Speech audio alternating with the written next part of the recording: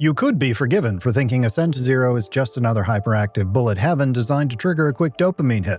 Voxel explosions, dozens of projectiles, neon garbage filling every square inch of the screen. It presents itself as a chaotic sensory overload auto-battler in the vein of every other survivor's like flooding the market right now. But 2 minutes into your first run, you realize that the flashy presentation is a total bait and switch. This isn't a title where you put your brain on standby and run in circles. It's a brutal, high-stakes math problem where time is a literal economic currency. You start every single run with a 30-second heart attack on the clock. It hits 0, you drop dead, run over. Every kill, every smashed crate, every room objective is a desperate bid to buy yourself another few precious seconds of life. You are constantly forced into making split-second economic decisions. Do you take the safer, lower-level room path to guarantee a time drop from an easy boss? Or do you dive into a high-level room to farm some XP and risk burning 20 seconds of your clock just trying to clear the first wave of enemies? You're not just dodging bullets, you're actively managing a ticking ledger where a single miscalculation bankrupts your entire build. And that specific mechanical premise is exactly why the launch reviews are a bit fractured.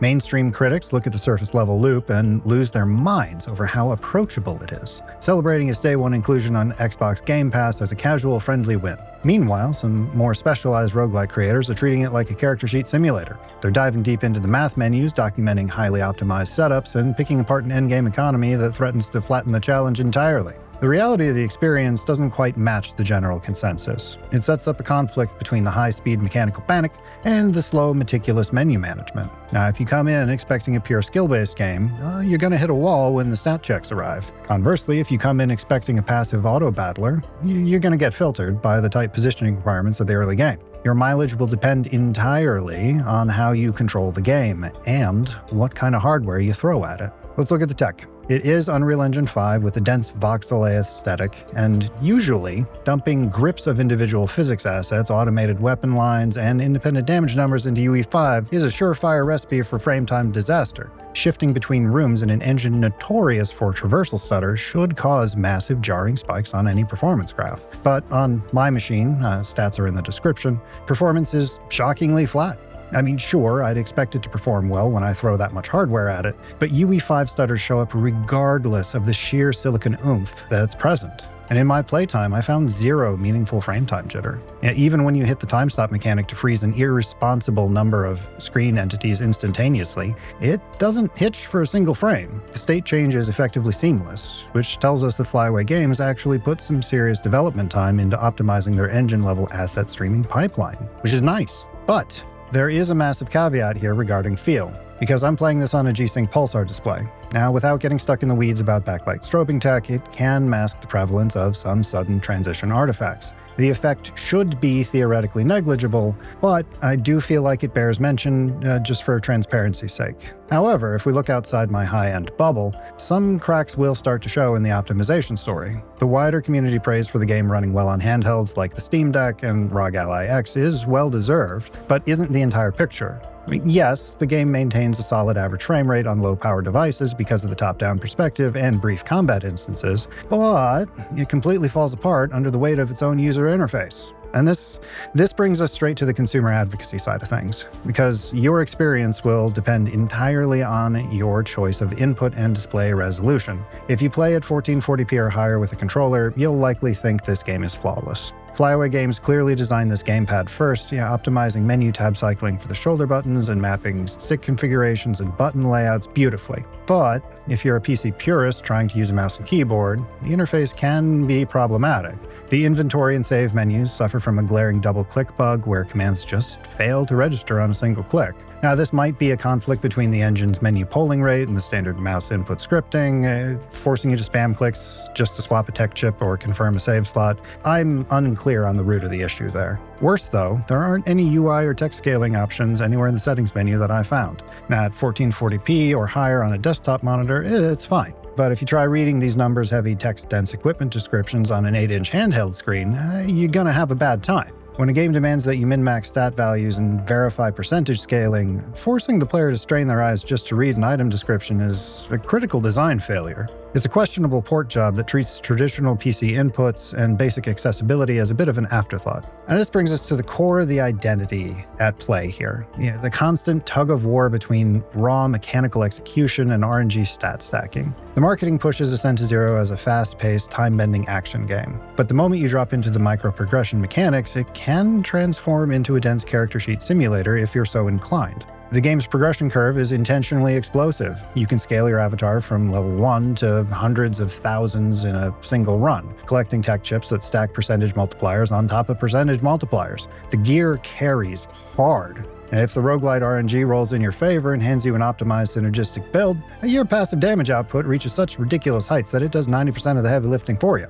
But from a mechanical perspective, success is never entirely passive. When the RNG rolls garbage and denies you those top-tier multipliers, your survival becomes entirely contingent on effective movement, tracking, and spatial decision-making. Your mechanical capability acts as your execution insurance policy. You'll use the time stop mechanic as a precise tactical plotting tool rather than just a panic button. You freeze the board, map out your routing through the neon sweeps, and isolate high-yield time drop targets to artificially keep the run alive. And it creates a frankly addictive cadence. High-speed mechanical panic, completely interrupted by brief, calculated, tactical pauses. The flaw here comes in the late-game ceiling. That generous power scaling eventually hits a threshold where it completely flattens the endgame difficulty curve. Once your macro upgrades are maxed out back at the hub, boosting your starting level, gear slots, time multipliers, and whatnot, the structural tension tends to dissipate a bit. The brilliant, high-stakes pressure that defines the first 6 hours of the game turns into a comparatively effortless power fantasy.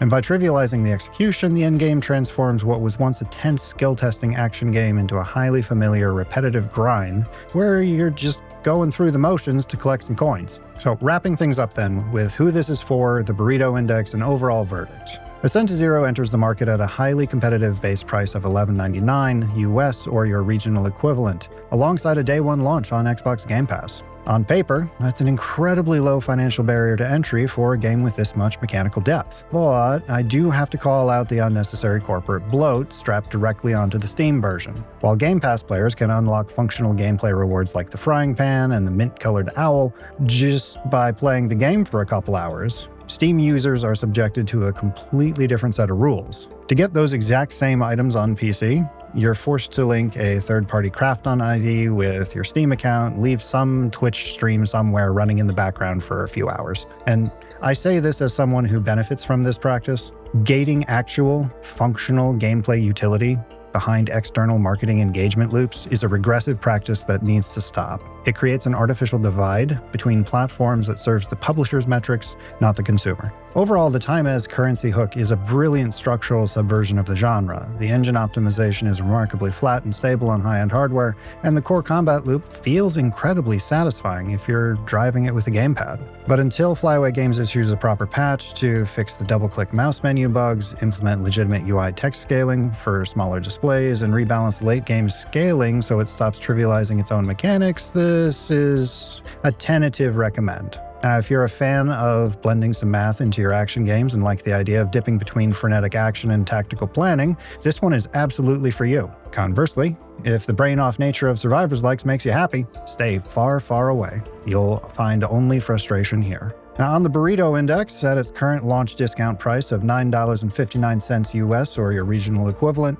Ascent to Zero comes in at 0.73 burritos. Now, for that price, you're guaranteed at least 10 hours of highly engaging, tense, and deeply tactical action before the endgame repetition really settles in. It is a completely worthwhile value proposition for the price of admission. Just make sure you plug in a controller before you attempt to ascend. Now, if you made it this far, chances are you're thinking you might like the way I do things here. The robots of YouTube think the video that's popping up on screen right now might be up your alley. Go give it a watch before you hit any of those YouTube buttons. I want to make sure that what I do here is a good fit for you and worth your time. I've been Bald Squid. I'll see you next time.